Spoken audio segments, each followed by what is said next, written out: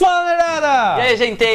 A gente tá aqui hoje pra falar sobre um autor nacional do qual a gente gosta muito, mas que deu uma bela escorregada no segundo livro. Sim, vamos falar sobre o Espadachim de Carvão de Afonso Solano. É isso aí.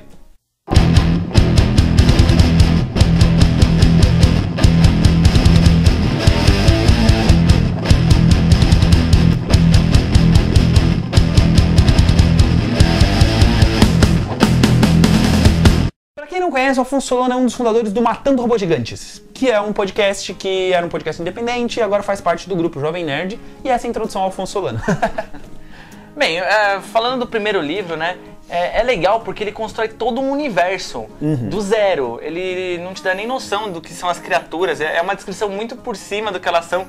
É como se você já soubesse o que elas são. Ele cria divindades, ele cria povos, ele cria raças. Não, ele cria até animais, ferramentas, tipo, algumas coisas que a gente usaria no cotidiano, ele dá um nome diferente, a gente fica tentando associar alguma coisa que a gente conhece.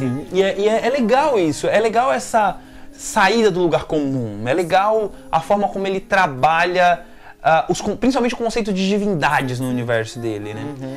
E legal mesmo é o fato do personagem principal ser um cara completamente preto. Eu não estou dizendo negro, eu não falei negro, eu falei preto. Ele é preto, da cor de carvão, espadachim de carvão. Por isso que ele é o espadachim de carvão, tá? Mas enfim, além disso, tem toda uma gama de personagens e suas culturas e suas raças, com suas diferenças, que enriquecem de uma forma muito grande o universo que ele criou. Não, e é bem explorado, muito bem explorado. No primeiro livro. No primeiro livro, claro. Estamos falando do primeiro livro. Não que o segundo não seja, mas calma, vamos chegar lá. Vamos chegar lá. O que é legal é que, assim, ele constrói até as culturas, assim, ele mostra pra gente como que elas funcionam de forma geral. E é um livro que é interessante de ler, ele tem bastante ação, ele tem uma história que te envolve, assim, você fica curioso pra saber como que o protagonista, o Adapak, vai sair daquela situação. Saindo da história do mundo e indo pra história do livro, que o livro realmente conta, que é a história do Adapak, ela conta a história de um jovem espadachim, que é o Adapak. Acho que já repeti o nome dele umas 4 vezes. E ele foi criado em um ambiente, como é que eu vou dizer, fechado. É como se ele fosse uma criança vivendo numa bolha. E aí ele sai para o mundo, e ele vai conhecer o mundo. E aí que a gente começa a conhecer o mundo. E é entender o quão complexo e intricado é essa história que a gente vai acompanhar durante esse livro. E aí a gente chega no segundo livro. E aí que a gente começa com o segundo livro. Que é este aqui, que é uma capa linda. Eu só quero fazer a seguinte demonstração, que é a diferença da grossura entre um livro e outro. Você já percebe que o segundo ele é bem mais fino. E aí você pensa, o segundo talvez deve concluir a história, deve contar uma história mais breve. O segundo eu poderia considerá-lo um spin-off. Mas eu queria realmente falar da capa, só um momento. É muito bonita, cara. É realmente muito bonita a capa do Espadachim de Carvão. As duas capas são bonitas. Sim. A do primeiro também eu acho mó... É que a do primeiro não tem essa continuação aqui dentro, né? Não tem, mas é muito bonita. Mas é muito bonita, é muito bonita. As capas são muito bonitas. Mas as Pontes de Puzur é uma decepção.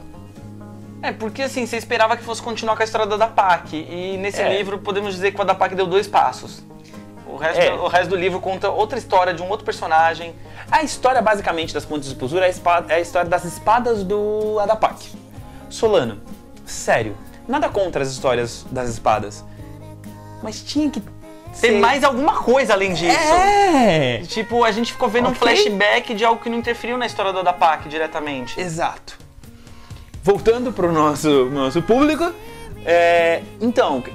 É complicado, porque eu gostei muito da história do Puzur. Sim, ficou bem legal. Só que eu espero que, na verdade, ele trabalhe com esse personagem mais vezes. Sim. Que ele volte, que ele interfira mais vezes na história. O Puzur é um excelente personagem, mas eu queria realmente ler sobre o Adapak. E, na verdade, ele deu mais aquela pincelada de como que funciona o mundo em volta do Adapak. Mas não adiantou em nada a história do Adapak em si. Pra mim ficou travado no final do primeiro livro ainda. Eu ainda estou no final do primeiro livro. Então, tipo, o segundo livro, pra história do Adapak, não acrescentou. Então, assim, gente, pra vocês que estão nos vendo, só pra encerrar o vídeo, o Espadachim de Carvão É um livro nacional que vale muito a pena ser lido. Ele Também tem... vale a pena ler As Pontes de Puzur? Sim, não, eu disse os dois no Ah, geral. ok. Como franquia. Sim, sim. Eu gostei pra caramba. Vamos exagerar um pouco, mas é quase um Tolkien, porque ele constrói um universo inédito. É tão chato quanto, às vezes. Na descrição dos detalhes, mas é muito bom, a história vale muito a pena. Muito, muito.